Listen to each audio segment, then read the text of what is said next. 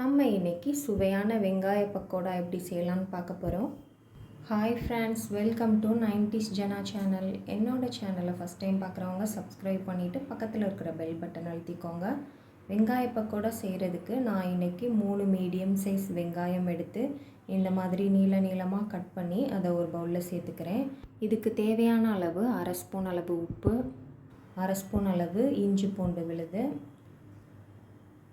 1 spoon அளவு காஷ்மீரி மிளகாய்த்தூள், 3/4 spoon அளவு காரத்திற்கான மிளகாய்த்தூள், 1/2 ஸ்பூன் அளவு கரம் மசாலா தூள், சின்னதாக நறுக்கிய கொத்தமல்லி இலைகள் கொஞ்சம், கருவேப்பிலை இலைகள் கொஞ்சம் சேர்த்துட்டு இதை எல்லாத்தையும் நல்லா கலந்து பிசைஞ்சுக்கலாம். வெங்காயத்தை நல்லா உதிரியாக எடுத்து கையாலேயே எடுத்து விட்டு பிசைஞ்சுக்கலாம். இதை நல்லா பிசைஞ்சு முடித்ததுக்கப்புறமா நாம் மற்ற சில பொருட்கள்லாம் ஆட் பண்ணிக்கலாம். மிளகாய்த்தூள் நீங்கள் காரத்திற்கேற்ப சேர்த்துக்கோங்க. இப்போ இதில் 2 ஸ்பூன் அளவு அரிசி மாவு, இந்த பவுலில் ஃபுல்லாக கடலை மாவு, இது ஒரு 8 ஸ்பூன் அளவு இருக்கும். எல்லாத்தையும் சேர்த்துட்டு எல்லாம் நல்லா மிக்ஸ் ஆகிற அளவு கையால் நல்லா பிசைஞ்சு விட்டுக்கலாம். இப்போ இதில் ஒரு 2 ஸ்பூன் அளவு எண்ணெய் சேர்த்துக்கலாம். எண்ணெய் சேர்த்து நல்லா பிசைஞ்சுக்கலாம். அப்புறமா ஒரு 3 ஸ்பூன் அளவு தண்ணி சேர்த்துக்கலாம். தண்ணியும் சேர்த்து நல்லா அழுத்தி பிசைஞ்சுக்கலாம். மாவு அங்கங்கே உங்களுக்கு அடியில் போய் செட் ஆகும். நீங்கள் அப்படி இல்லாமல் நல்லா எல்லாத்தையும் சேர்த்து எடுத்து கலந்து விட்டு பிசைஞ்சு எடுத்துக்கணும். இந்த மாதிரி எண்ணெயில் போடுறதுக்கு பக்கோடா தனித்தனியாக அந்த மாதிரி வர மாதிரி வருதான்னு பார்த்துக்கோங்க. இப்போது அடுப்பில் ஒரு எண்ணெய் சட்டி வச்சு எண்ணெயை சூடு பண்ணிவிட்டு நாம் மசாலா தடவி வச்சுருக்கிற வெங்காயத்தை சேர்த்துக்கலாம்.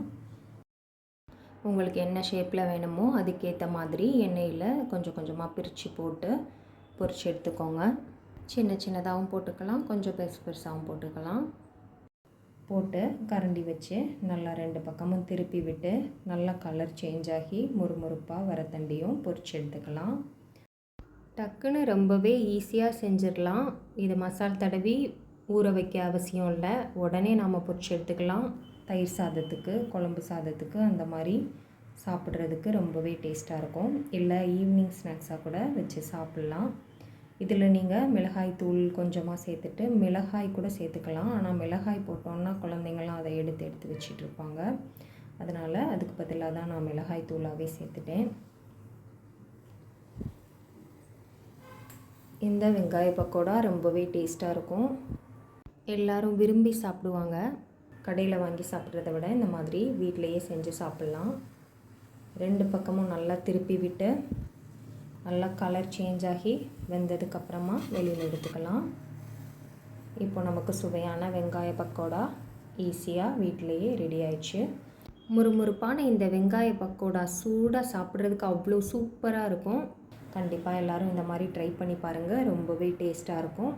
ட்ரை பண்ணி பார்த்துட்டு எப்படி இருந்ததுன்னு சொல்லி எனக்கு கமெண்ட் பண்ணுங்கள். என்னோடய சேனல் பிடிச்சிருக்குன்னா லைக் பண்ணுங்கள், சப்ஸ்கிரைப் பண்ணுங்கள்.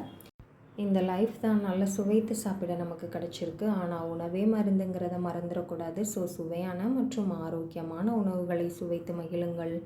தேங்க்ஸ் ஃபார் வாட்சிங்.